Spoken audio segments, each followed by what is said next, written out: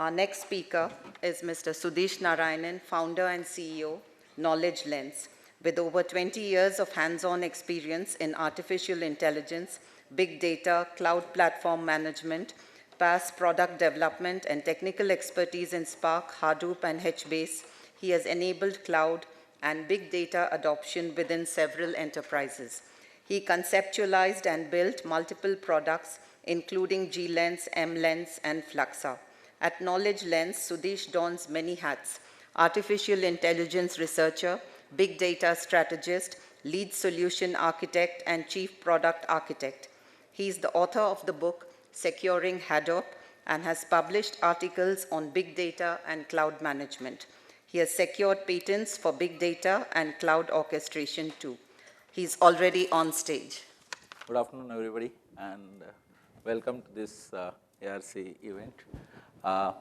It's an afternoon. I hope I would be able to keep you guys awake for this noon session.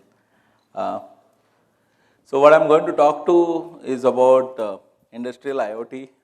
The recent years, there's been a bit of change in the industry itself. We have seen traction in the Indian market coming to some level on the Industry 4.0.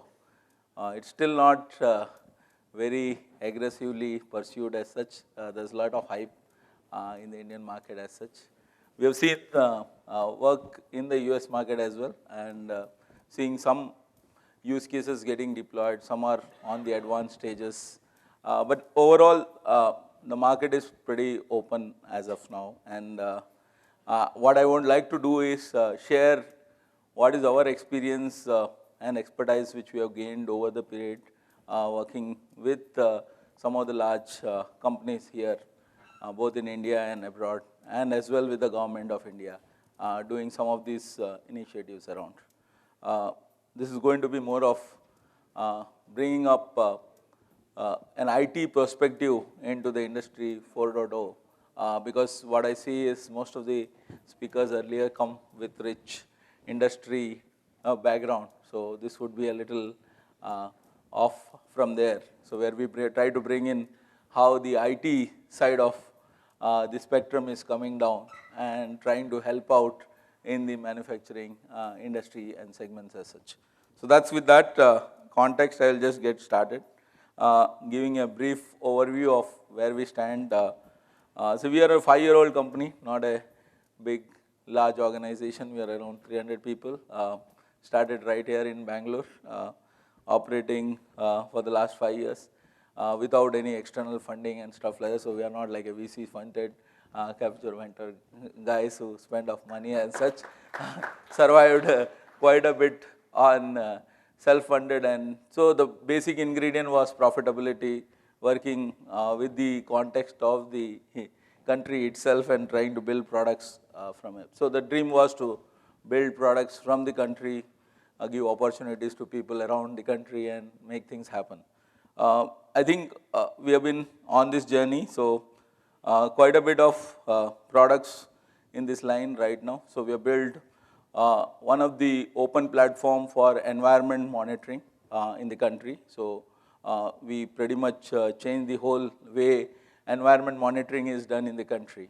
Earlier, you would have seen in the first session about open forum and so on. So there were proprietary systems which were dictating how industries would basically monitor their emission standards and norms and so on. And large companies used to dominate that and control that area. And what we did is we democratized that whole space by bringing IT into it and saying that there is an open protocol on which you could basically integrate every manufacturer out there and make it as a common ground where everybody can come on a single platform and now start operating. So that's kind of how we changed the game of the entire environment monitoring in the country. So today we operate an open platform across the country, bringing a lot of IoT use cases for many of the data science companies itself. So what we do in that space is that you have sensors sitting on the industry side of it, and usually there was a PC which used to sit right in the industry. Just below the stack, there used to be a control room, and people used to just sit there and watch it. And most of the time, environment, nobody watches it. So what we did is we brought that whole thing online and made it live, so that now the government can sit in their office and actually figure out what polluting industries are happening, and the actions can be taken real time. So over the last 3 years, we have seen a lot of actions coming in, because the whole concept has been changed around that data is now open, it is accessible, and it can be brought in. So again, simple IoTs has been put in place to make that happen. In fact, if you look at the Delhi air quality management is done by us. We do the whole air quality management platform for the Delhi NCR region, and giving recommendations on what should be the next action to be taken to control the pollution. Yes, we have not been very successful there yet, but I think actions are there, and we should see results soon on that spread as well. So that's kind of our background, or the things. Apart from this, we actually work on large-scale artificial intelligence and big data projects for enterprises. So that's not on the manufacturing side. We work on the IT side of it, focus building AI solutions for these customers around. So that's kind of our background. So we focus on AI, big data, cloud, IoT, and we have quite a bit of presence in the blockchain space, done quite a bit of work on that.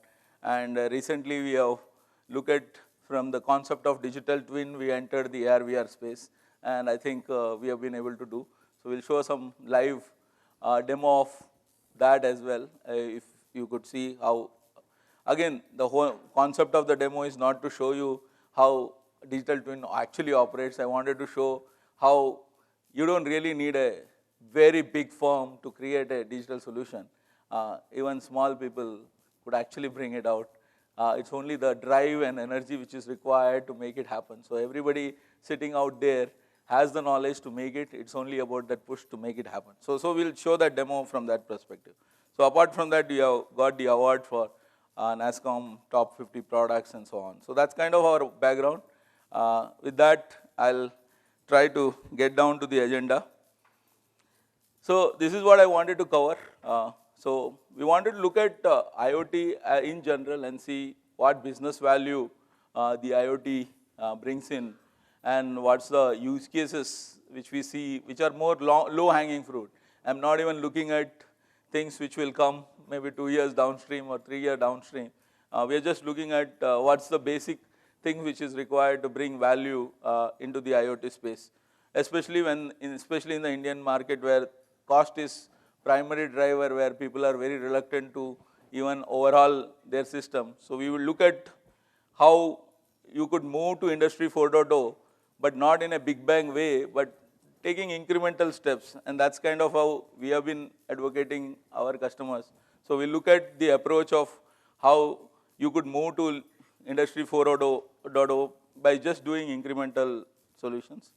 I bring in a couple of proven architectural patterns.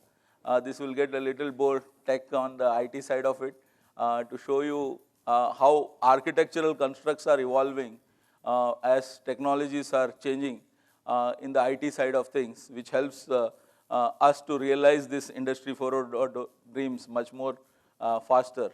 So that's kind of the architectural things which I want to show off. Apart from that, we look at if you are investing in an IoT platform, what are the key features you should look for? Because there are quite a bit of IoT platform, but what could you look at when you are making a choice? So I just want to give you a brief of that. And what are the opportunities in the IoT space which is ahead of us, where each of us from the industry can participate. And then we look at few use cases. So that's kind of the agenda. I'm not sure whether I'll need 30 minutes, but we'll see. So coming to the business value, so we looked at different patterns of how IoT has been evolving in this space, and try to summarize those into these 8 themes. So the journey towards how cognitive enterprises can be achieved, that's kind of where we are starting with. So the first part of the thing is, we need to have smart connectivity to devices. So there are currently, if you look at your traditional systems, there are PLCs, there are SCADA, there are DZS, and so on, systems which are there, which are connecting to the lower level devices over proprietary protocols. And I don't think that's going to change. That's going to change in the years to come, because those are heavy investments which has gone through. There is going to be some amount of modernization effort which is going to go there, but it's not going to change drastically. So how do you make those devices smart enough? So it's more about taking that devices on an open platform and making that more available. And that's kind of where the smart connectivity to those devices comes in. So these are adapters which are now coming in, which just plugs it in on that network and try to acquire the data which PLCs and SCADAs are looking at through. As long as you don't load the network, you should be able to take the data parallelly out on a separate parallel segment. Why I say separate parallel segment is, if you don't want to disturb your existing setup, you don't want to change your existing network, it's more of a tap which you do around and then make those data available, and all of a sudden those data, since the smartness is not because the device is smart, the smartness is because of the data which the device is giving through. And what we understand is most of the data is already available. It's all about unlocking that data to make it smart. So the whole secret around making a device smart is not about replacing the device and making a smart sensor, but to make an alternate way on how you could actually tap in the data and make it smart enough. So that's kind of the first thread which we see around.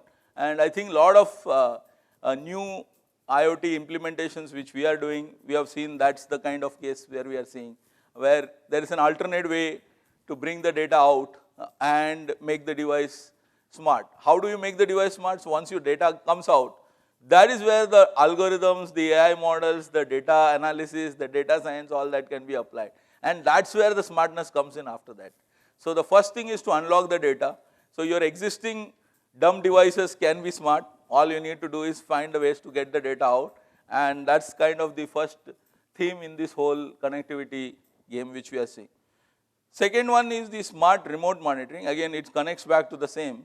When I go to a factory and a plant, I always see that, oh, there is a control room, there are 10 people sitting on the screen and watching. And it's always hurts me around saying how much of manpower we are just wasting around to just see and monitor a screen, and then they just makes few phone calls.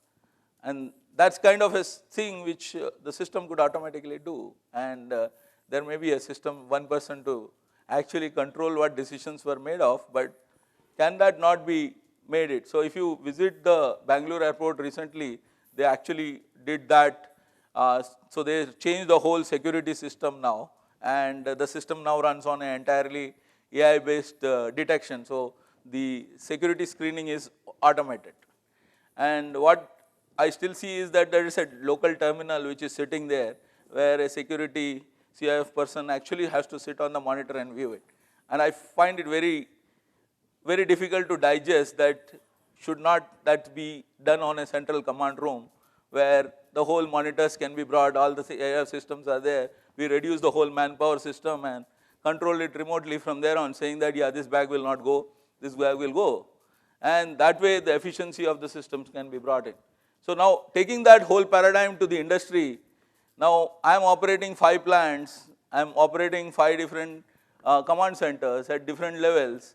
Can't I not just do this and bring the whole system out in a common platform and start now putting AI-based alerting system on that and start controlling from there? Yeah, obviously control systems, you would still need people on the ground for few of them, but I'm seeing that there is at least 40% of the things can be done remotely, and that's where we say the smart remote monitoring is something which has to be embraced, and it's going to come in, because when cost pressure comes in, this is one of the places where remote monitoring would come through. Because I see that, yes, other countries have already adopted, but India has been pretty rich in labor, so we don't really care about manpower getting wasted out there. But if you look at back to the first presentation, I saw so that there is an interesting fact on why other countries focus on automation more, because the labor cost is high.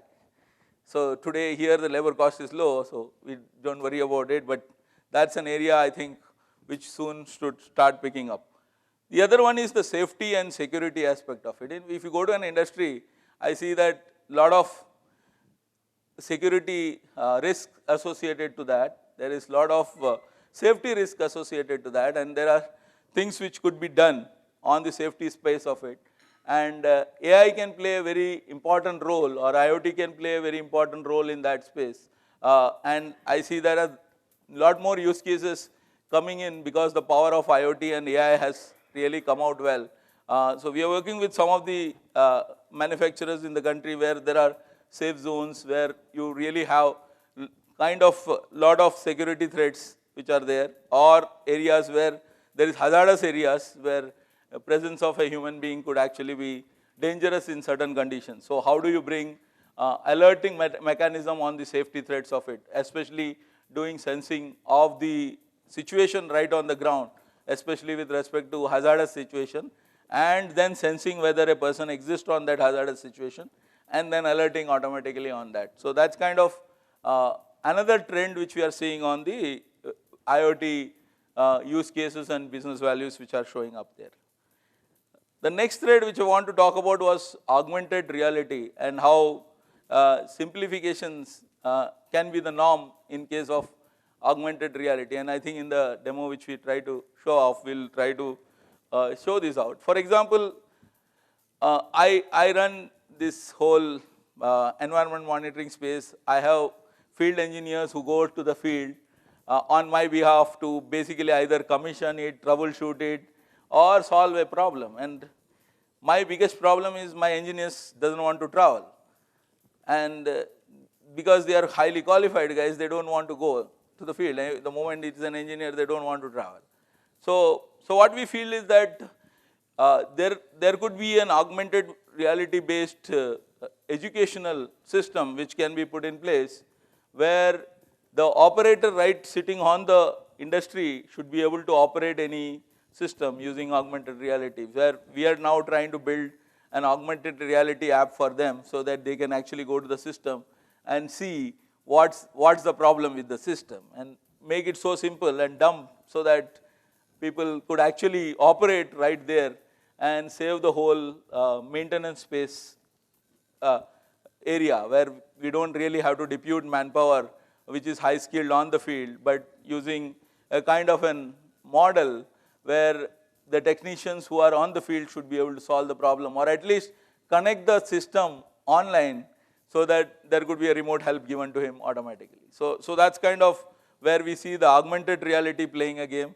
For example, if he has to open up a motor, how does he open up? He can actually see the AR of that or the VR of that and see how to open a particular heavy machinery, how to bring it back.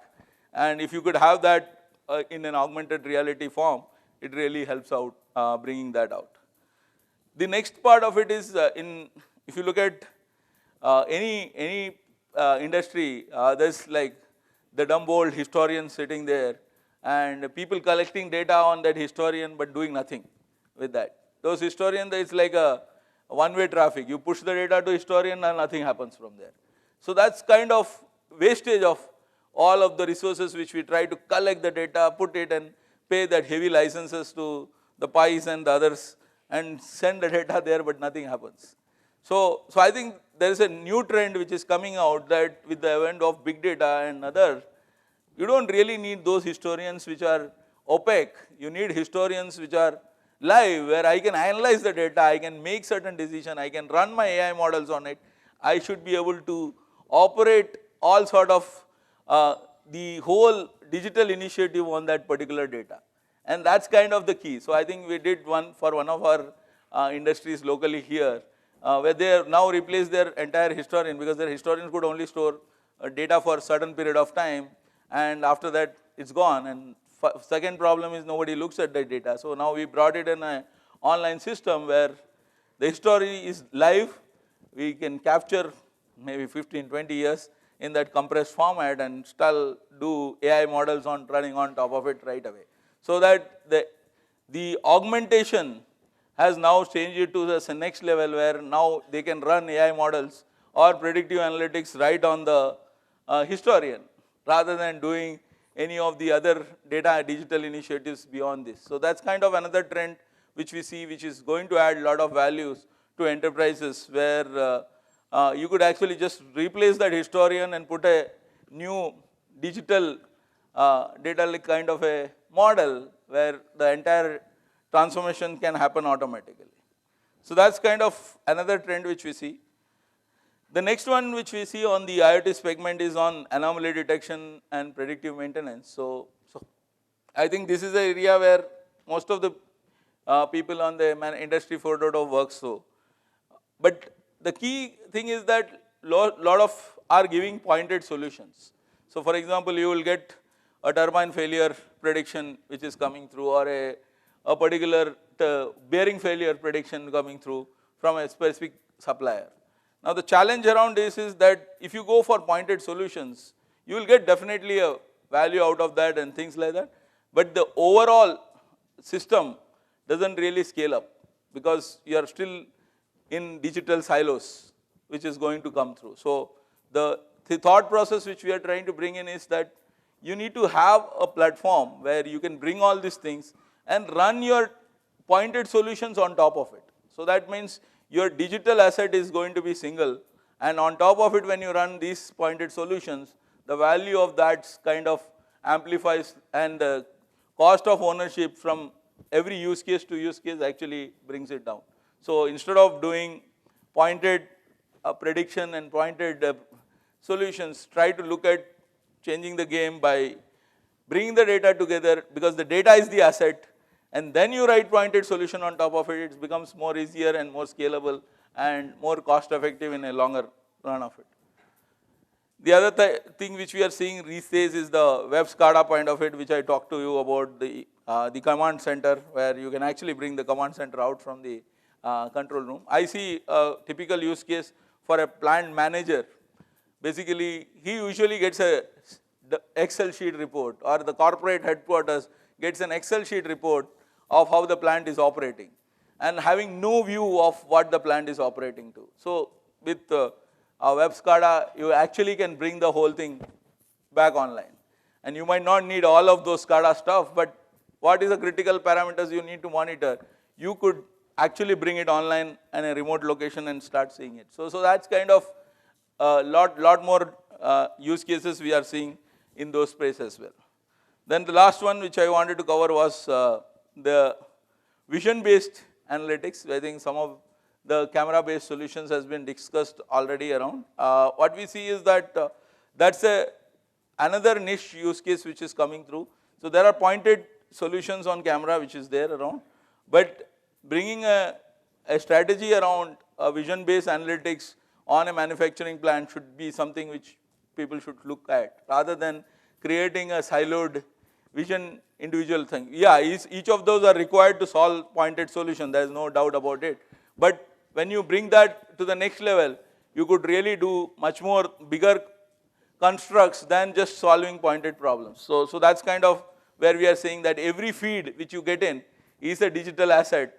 Bring that out, store it somewhere, and run models on top of it, which will make a little bit more differentiation around that. So that's kind of the whole thing. And with these themes is what we think the enterprises are moving towards the cognitive enterprise as such. So this is kind of where we see the business values of each of the IoTs. So here I try to present a more IT constructal view of it. I don't know how much visible it is. So what you see on the top side of it is what traditionally systems has been.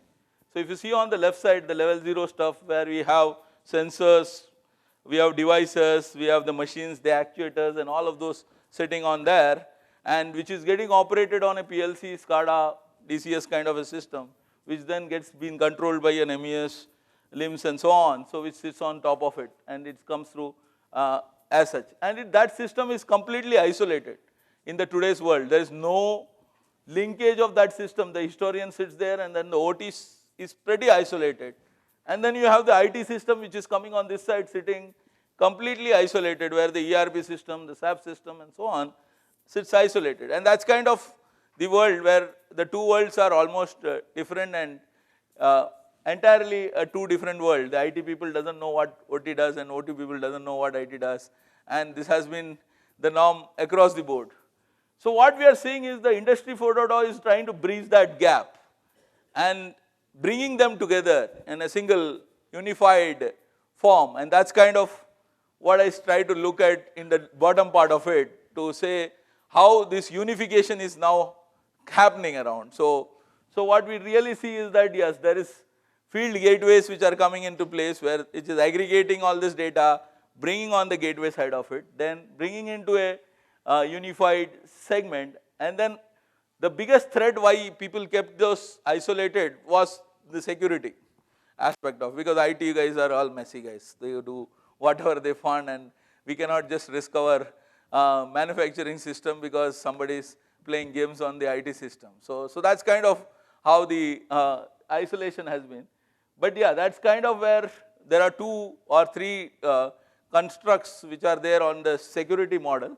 So that is the unified way, which makes you pretty much unidirectional.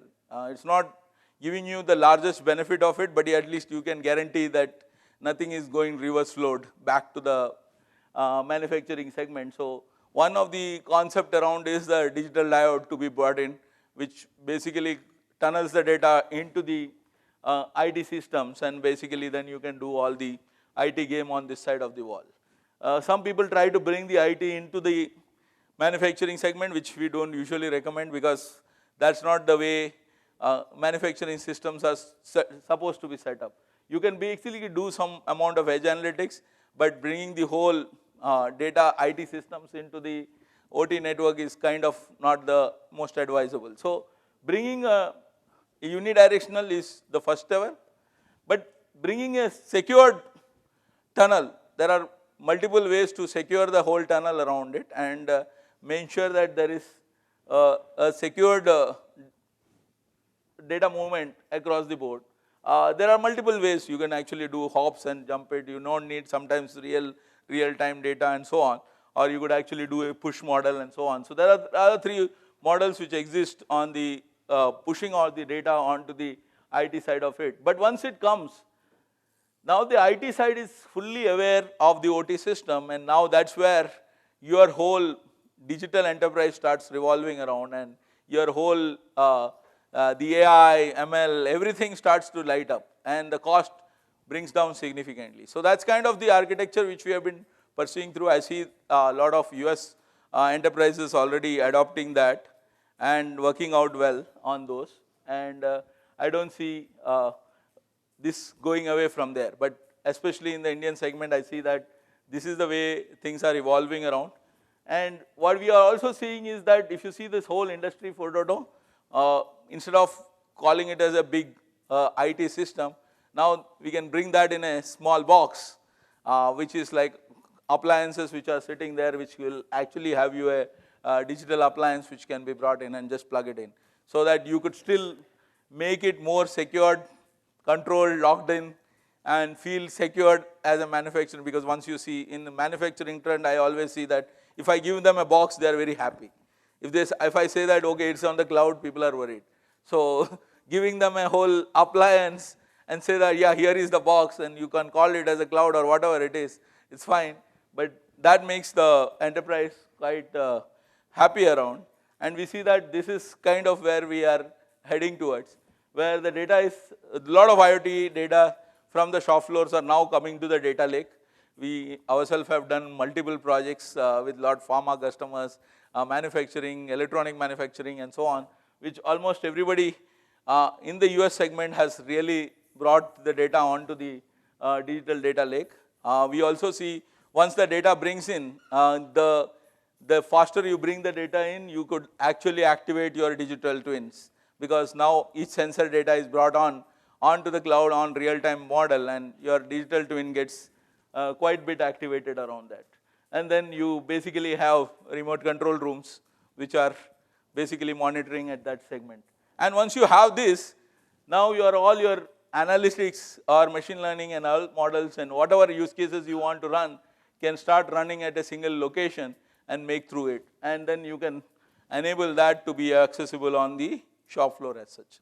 So that's kind of the new way of how a traditional enterprise can now start getting to manufacturing 4.0. Yeah, obviously there are some amount of smart devices which you need to bring in to make this happen, but everything is not like a rip and throw kind of a model. You still have a considerable amount of reuse which you could actually do on this space.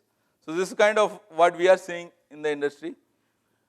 So with all this, I wanted to give you a very simplified version of what, so everybody feels, okay, I don't want to touch my OT system, my manufacturing systems are all set, please don't disturb it, but what can you do for me?